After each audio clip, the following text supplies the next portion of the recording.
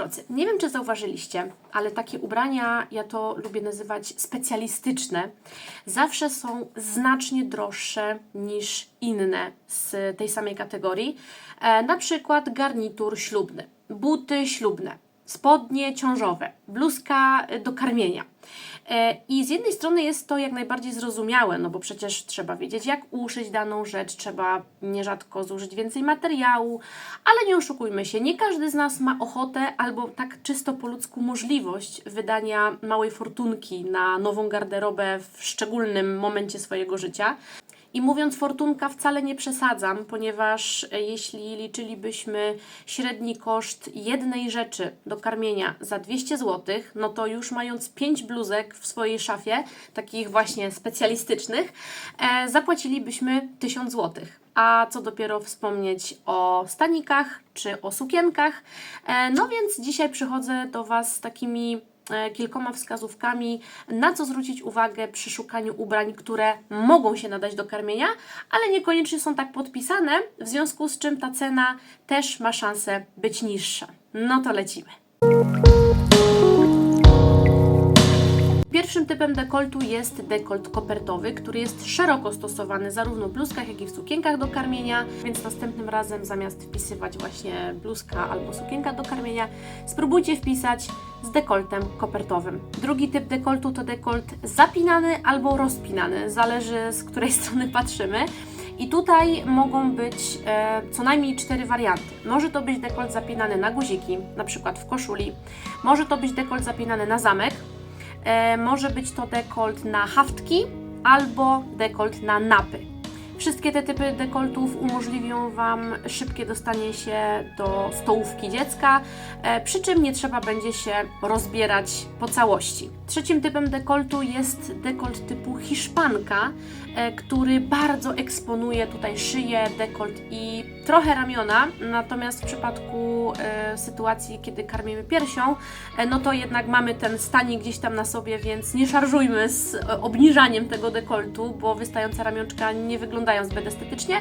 W każdym razie jest to dekolt, który również przetestowałam i jest on jednym z najbardziej wygodnych dekoltów do karmienia, przynajmniej według mnie. Natomiast jest on dekoltem bardzo takim właśnie otwartym, takim eksponującym tutaj ten obszar, więc trzeba go po prostu lubić. Ostatnim typem dekoltu, który ja też przetestowałam na sobie, jest dekolt okrągły, ale nie taki jak mam tutaj, bo z tym dekoltem to tak nie za wiele da się cokolwiek zrobić, bo on jest dosyć zabudowany, tylko chodzi mi po pierwsze o dekolt, który jest głębszy i wykonany z dodatku materiału naturalnego z sztucznym. Drugim bardzo ważnym czynnikiem, jeśli chodzi o ubrania do karmienia, jest oczywiście materiał. Najlepiej, żeby to był materiał naturalny, ale ja już wspomniałam o elastyczności materiału, która jest bardzo ważna w tym przypadku, ponieważ jeśli mamy 100% bawełnę albo 100% jedwab, to zobaczcie, co się dzieje. Ta bluzka po prostu ucieka nam do góry, jeśli jej nie pilnujemy albo jeśli nie jest wystarczająco rozciągnięta. Natomiast dodatek elastanu na przykład sprawia, że ta koszulka zostaje nam pod piersią i możemy na spokojnie nie martwić się, że stołówka się zamknie po prostu naszemu dziecku w trakcie karmienia. Także zwróćcie uwagę na stosunek procentowy tych materiałów do siebie, ponieważ ten dodatek wiem, że nie każdy lubi, ale uwierzcie mi, że zwiększa komfort karmienia 100-krotnie. To jeszcze zobaczcie, jak to wygląda na różnych materiałach. Tutaj macie na przykład koszulę jedwabną, top w 100% bawełniany, no i te topy z Intimissimi, o których Wam już mówiłam, one mają tam bodajże ponad 80% bawełny i reszta dodatku sztucznego i one mi się sprawdzają naprawdę świetnie. Jeszcze o czym warto wspomnieć, to fakt, że tylko jedna z tych rzeczy, którą widzieliście, jest podpisana gdzieś tam w meandrach internetu jako ciuszek do karmienia, mianowicie piżama z firmy Dr. Nap i ja ją też znalazłam wpisując po prostu piżama czy tam bluzka na napy, więc jak widzicie nie zawsze trzeba od razu szukać, wiecie, po tych takich nazwach zwyczajowych. Kolejna rzecz jest taka, że z tych rzeczy, które Wam tutaj pokazałam, mogę naprawdę spokojnie korzystać w różnych sytuacjach i to nawet po zakończeniu karmienia. Oczywiście z bluzek czy sukienek zakupionych do karmienia, czy nawet ze staników też możecie korzystać już po tym, jak skończycie karmić, ale jednak te rzeczy są po prostu bardziej, moim zdaniem, uniwersalne. Nie byłabym sobą, gdybym nie wspomniała o rynku wtórnym, na którym możecie również oczywiście znaleźć także takie dedykowane, specjalnie uszyte bluzki do karmienia, tam gdzieś z zamyczkami po bokach na przykład, albo sukienki. Natomiast to jest już dla cierpliwych i to trzeba lubić. To, o czym ja Wam powiedziałam, gwarantuję Wam, że zapewni znacznie szerszą paletę tych produktów, ale też fasonów i wzorów.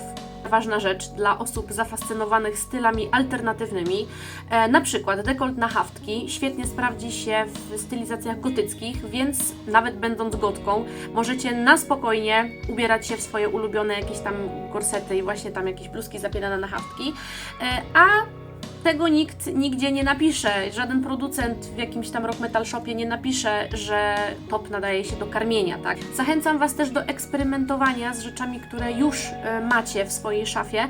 Może coś się da przerobić, może z czegoś będziecie mogli korzystać na przykład tylko w domu. Ja z takich koszulek na spokojnie korzystam w domu do karmienia, bo i tak mi tam moich nerek nikt nie ogląda w domu, jak karmię.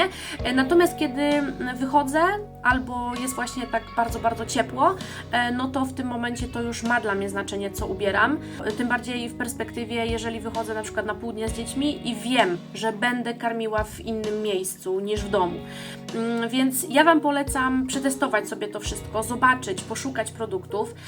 Jeszcze taniej oczywiście możecie dostać na promocjach, co też polecam, ale tylko kiedy będziecie nosili, bo kupowanie na promocji dla samego kupowania nie jest zbyt efektywne. Także no co, to by było chyba na tyle. Filmik dosyć krótki, bo moim zdaniem nie ma tutaj się nad czym specjalnie rozwodzić przez pół dnia. Sprzedałam Wam moje patenty, mam nadzieję, że komuś to pomoże.